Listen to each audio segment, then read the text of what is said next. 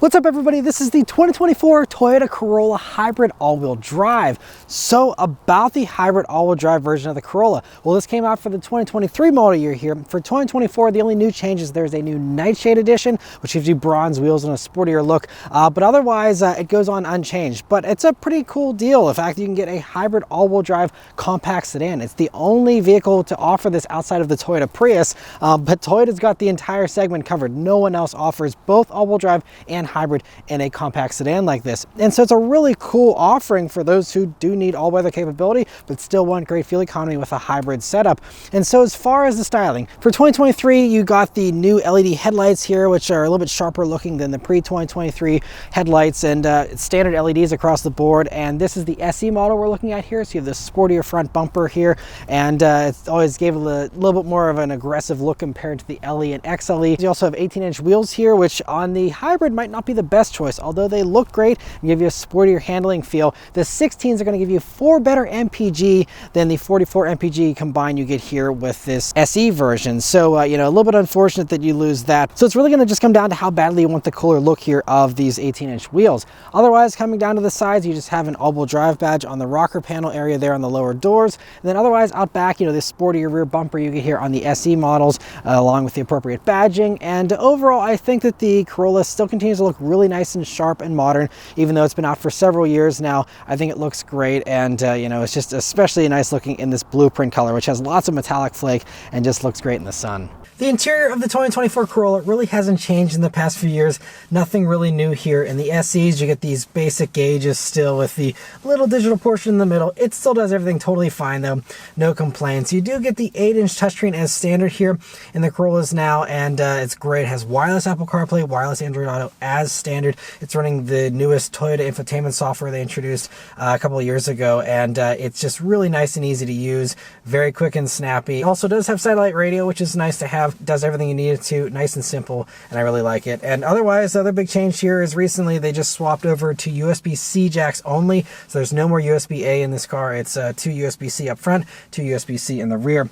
But otherwise, you know, the Corolla interior is still really nice, you know, with the padding on the dash here, plenty of space for a vehicle in this segment, and overall really nice interior. If you want to hear more details about the interior of the Corolla, my wife and I did an interior review on this vehicle, a separate video a few years back, so I will link that in the description and at the end of this video as well, if you want to check that out and hear more details on the Corolla interior. But let's start it up and go for a drive. The Corolla here also has the slightly newer Toyota key. They swapped keys recently, and still a nice, you know, smaller key, nice and simple, but fits well in your pocket. And so anyway, it is keyless access, keyless entry, and push button start here in this SE trim. Now if you go to the base LE, you still do get a twist key, but you know, this one has the proximity sensors on the doors and the push button start here. So you just leave the key in your pocket, hit the power button, and it turns right on. All right, so setting off here in the Corolla Hybrid.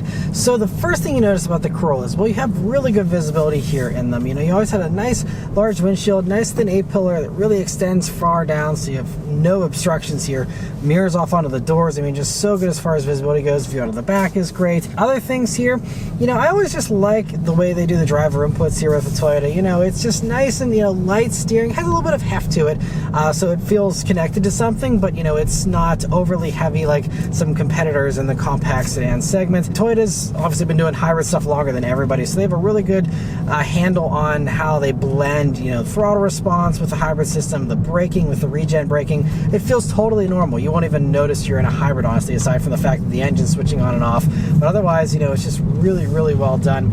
And we're on this little bit of a bumpier park road, running over some dirt and stuff, but I mean, it's pretty quiet here. I mean, it's pretty refined. It's amazing how far compact sedans have come, you know, in the past few years here. They are just so refined and just really nice things to cruise around in. This one here, you know, being the sportier SE trim, you get a sport tune suspension in these. You feel the bumps a little bit, but I mean, it's totally fine, and you know, been totally comfortable. I've spent, you know, a bunch of time with the Corolla of this generation in the past, and it's always been, you know, very agreeable, nothing to really complain about, and just a nice little thing to live with. But I'm going to go ahead and put it up into the sport driving mode, which it does have, and that'll just basically give you sharper throttle response here and sportier response from the transmission. But let's turn down onto this back road and see how it does.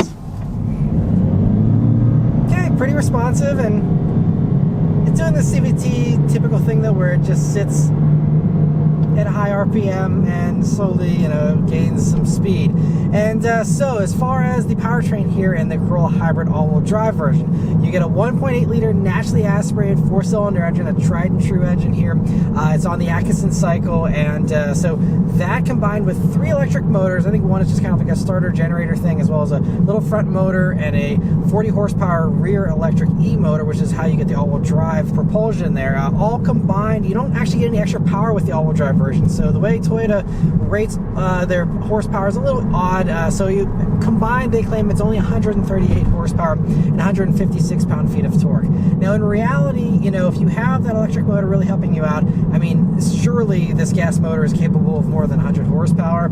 So, it's just, I think that the gas motor doesn't make its peak at the same time that the electric motor makes its peak. So, but realistically, you're going to have a meatier power band than you might expect from something with 138 horsepower. And 156 pound-feet of torque is certainly decent for something in this segment. You won't really feel that punch in the mid-range where, 40 miles an hour, you roll into it, and you'll feel a nice little surge from that battery. But it's plenty of power. I think Car and Driver tested one of these last year and got a 9-second 0 to 60 time. So nothing amazing, but, par for the course of the average, crossovers and stuff out there on the road these days. And, whenever you have something that's focused on fuel economy like this, you're typically not going to have a ton of horsepower, although it is worth mentioning that you have the nearly 200 horsepower in the Toyota Prius for very little extra money that also does even better fuel economy while still giving you better performance. And I'll talk more about how this compares to the Prius a little bit later in this video. But anyway, coming up some corners here, let's see how the Corolla handles. So again, this SE version with the thinner sidewall tires and all that is definitely going to give you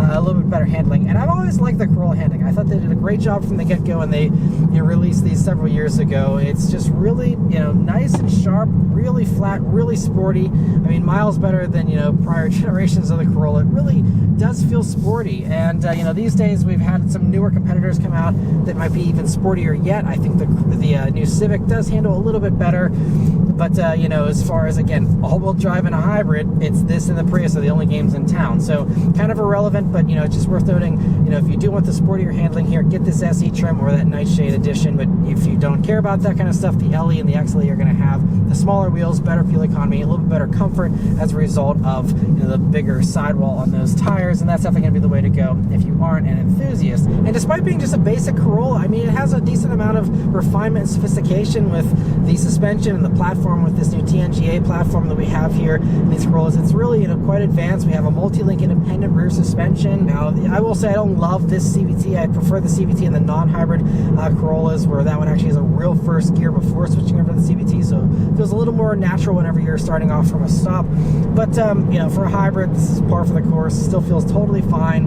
And, no complaints whatsoever. I think this thing is, going to be totally fine for its purpose. And one fun thing here with the hybrids is you have a little monitor which shows you when the motors are contributing power, when the battery is contributing its power, and it'll show you whenever it's putting power through the rear, or through the front, or both. And it's surprising how often it is actually using that rear motor. But now we're out on the highway here in the Corolla, and obviously there's some road noise here. We're talking about a compact sedan that's pretty light and not very expensive, so it's only going to be so nice as far as that stuff goes. But one really great thing is the safety technology you have here as standard. So you have Toyota Safety Sense 3.0 as standard. That means you get full speed radar dynamic cruise control here as standard. So adaptive cruise used to be a really extravagant feature that was only on luxury vehicles just a few years ago, and it's now standard on a Corolla, and it's really impressive that you have this as standard. So it just is going to give you some really effortless highway cruising. With that combined with the lane tracing assist, which gives you the steering assistance and will kind of nudge you to help you to stay in the middle of the lane there. It's not hands-off system or anything. You still got to keep your hands on the wheel and pay attention, but it really gives you a lot of assistance. There's even a proactive drive assist, which will preemptively slow down for corners for you, just even in normal driving, and give you steering assist in normal driving if you want it. I found that feature to be a little overreaching, but they can really have these things be very, very helpful if you are someone who wants the extra assistance. It's really great that it gives you all of that. And so, I mean, all the other stuff, automatic emergency braking is standard, lane departure alert, all the usual stuff here. And we're going around a gentle corner here now. We can test out the lane trace assist here. And this is kind of more of a challenging scenario too. too, with this tar strip down the middle. We got direct sunlight, and you know, a little bit unclear with the road lines there slightly, but it's doing a really good job here, giving me confidence, steering assistance. Toyota's system has always been, you know, a really good one as far as, you know, being very confidence inspiring, and you know, really doing a good job here. Now, as far as safety stuff goes, the only other things that you don't get as standard are blind spot monitoring and rear cross traffic alert. Those two things are still part of an optional upgrade package. This one does have that package. I believe it's only a few $100s. It's not a super expensive package to get, but that is, you know, something that you know, you're gonna have to pay extra for if you do want those two features.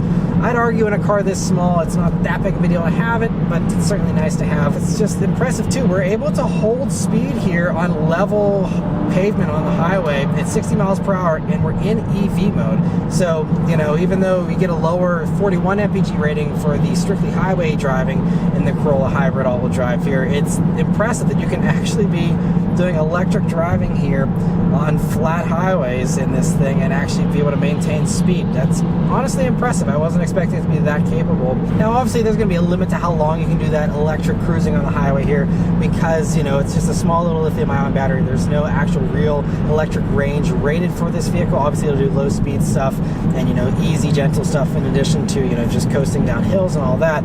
But, you know, it still is nice that for a good bit of driving there, it was doing it all electrically at 60 miles per hour, which is pretty impressive. But anyway, thanks to Toyota, I will be having the Corolla Hybrid all-wheel drive here for an entire week. So I'm going to drive around all over the place. Might even get a little bit of snow here since I'm filming this review in January. We'll see if I can test out the all-wheel drive system a little bit more. But anyway, I'll come back and give you guys my final real-world fuel economy, as well as my thoughts on the pricing, how it compares to the competition, and also anything else I noticed here during my week of driving. Alright, so I've been driving for a week now, and I still really love the Corolla Hybrid. I mean, it's just so solid feeling. You know, this, I know it's, you know, a Toyota hallmark, but, you know, it really does feel so solid and well put together that it's a car that, you know, you can envision yourself driving for hundreds and hundreds of thousands of miles and having this thing just be really solid and hold up for a long, long time.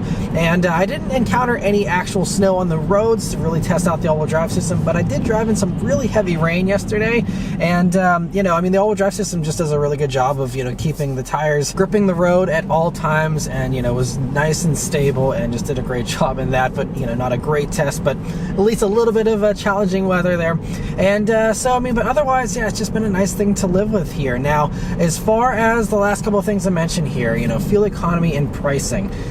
Fuel economy is actually one big surprise for me, and not in a good way. I'm kind of underwhelmed with the fuel economy I'm getting here. Now, full disclosure, I didn't drive through a full tank of gas, so maybe my average would improve slightly with a little more driving, but basically my fuel economy over my week here got to about 37 mpg and sat pretty much there. It got almost up to 38, then dropped back down to, you know, mid 37s here, but, you know, end of the day, it's just, you know, seeming like it wants to do 37 mpg here in my kind of driving, which is around town, you know, suburban kind of driving, not strictly stop and go city urban driving, and also not highway. So these are rated though at 44 mpg combined, with the lowest being 41 on the highway and 47 in the city. And I typically do like 1 to 2 mpg less than the city rating, but, you know, with this kind of driving, you know, hilly stop and go kind of low speed cruising, I was expecting to hopefully, you know, get close to that city rating, and instead, I mean, even the highway rating, I'm, you know, several mpg off. Usually I'm not that far off with my fuel economy stuff whenever I test other vehicles on these same roads in these same conditions. Now, it is, you know, winter time here, so there's extended warm-ups, and so maybe that's going to drag it down a little bit, but I didn't expect it to drop that much. I mean, that's just really low, and you know, it's just a little unimpressive. You know, I know we have the all-wheel drive system dragging us down a little bit, but we still only have 138 horsepower. And the real reason why this is underwhelming to me is the fact that the Prius that I had earlier last year, it was in the middle of the summer, so, you know, maybe more ideal conditions. But with that, I was getting 50 mpg. Now, that was the front-wheel drive version, full disclosure. There are ways to get better fuel economy Corolla hybrids here. If you go for front-wheel drive, you get 50 mpg combined. And even if you go for the smaller wheels and not these bigger ones, you know, you will make up 4 mpg, and those do a 48 mpg figure combined. But you know, the Prius had no problem hitting 50 mpg with the front-wheel drive version, and even the all-wheel drive version of the Prius does between 5 and 6 mpg better than the Corolla here, despite the fact that it has over 50 more horsepower. And I mean, I love the new Prius. It is fantastic, and just the fact that you get, you know, so much power and you get such fantastic fuel economy is really, really impressive. I mean, those, if you go for the smaller wheel versions, I mean, you can get up to 57 mpg in a front wheel drive version of the Prius there. And I mean, but even like I had a Corolla Cross Hybrid, the SUV version, you know, not as aerodynamic as this little Corolla, much more powerful, that has that Prius powertrain with, you know, 190 some horsepower. And even in that thing, again, summertime as well, but I was getting 42 mpg observed in my week with that. So I just was completely shocked that I'm getting, you know, in the high 30s here instead, with a vehicle with less power, better aerodynamics, at least in the Corolla Cross. The only case to be made here, if you're someone who's, obviously you're buying the hybrid because you want good fuel economy, and I can't see a case to be made for this over a Prius. The Prius is only $800 more, you know, comparably equipped. And I mean, easy $800 for me. You're gonna get better fuel economy. You'll make up that savings, you know, that extra price really quick in savings with gas. And then, you know, just the fact you're getting more power. In my opinion, you're getting a cooler looking vehicle as well. I love the new Prius styling. Now, and I will say, you don't have the traditional trunk in the Prius. You know, it has a hatch, which, you know, depending on how you use your trunk, might be a little less useful than this. You know, they certainly downsized the headroom in the new Prius and also the trunk space. This, I think, does have maybe slightly better headroom than the Prius. So, you know, there's little niches here where this could make sense over a Prius, but I mean, we're really splitting hairs here, and I just feel like there's not enough left for the Corolla Hybrid. I'm happy they're offering it. I think it's great they're offering hybrids on basically everything here in the Toyota lineup. And for some people, it may make sense, but I just think for the vast majority, you're better off just getting a Prius. And, you know, so that leads me though into pricing and other competitor comparisons. And really, you know, the thing is, there's no other competitor that gives you a hybrid all-wheel drive compact car like this unless you're going for the Prius. That's the only other one within Toyota. Otherwise, you know, there's the Elantra Hybrid, which is front-wheel drive only, and even that, you know, starts only a few $100s cheaper than this. This starts around $26,000 for an all-wheel drive hybrid Corolla here, and this one, as tested, is just under $30,000. It's 29 and change. And it's impressive that it's really not much of an upcharge here for the all-wheel drive compared to that Elantra Hybrid without the all-wheel drive. And so, you know, I mean, the Elantra does have more tech. It's got a bigger center screen. You also have digital gauges in that, so it's going to feel a little more high tech. And you know, they do also have a longer 10-year, 100,000 mile warranty on the powertrain for the Hyundais. But you know, I still feel like this feels a little more solid than the Elantra, in my opinion. And so, if it's something I'm going to buy and keep a long time, I'd probably rather be in the Toyota. It's really hard to beat anything over a Toyota as far as long-term reliability, in my opinion. So, you know, but just the Elantra is still kind of out there if you don't care about the all-wheel drive thing. But I mean, the other thing, you know, Honda will be coming out with a hybrid Civic, I believe, here around later this year, and that's also going to be, I believe, only front-wheel drive. I'm sure that'll be even more expensive than this as well. So, you know, there's just really nothing else. So I guess that's why they figured there was enough of a, you know, niche here for the Corolla to, you know, have a little bit of a spot in the marketplace, even if everyone would rather have a Prius. But despite the Prius being a better buy, I still really like the Corolla Hybrid. And if, you know, your situation or your preferences sway you for the Corolla over the Prius, I think the Corolla is still great. It's just awesome that you have a vehicle here that offers a hybrid in this segment, because again, no one else really does outside of that Hyundai and eventually the Civic. Now, the only other thing I will mention very briefly is that if you just care about all-wheel drive and decent fuel economy and you're not obsessed with the hybrid thing, you can get a Subaru Impreza. Now, that's only a hatchback body style now, but you can get one of those in the $24,000 range, a little bit cheaper than this, of course, but you know, that gives you that all-wheel drive if that's the main thing you're after, and you don't care so much about the hybrid thing, you just want an all-wheel drive compact car. You know, the Impreza is still going to be the value leader there, with its base trim coming in, you know, a little bit cheaper there.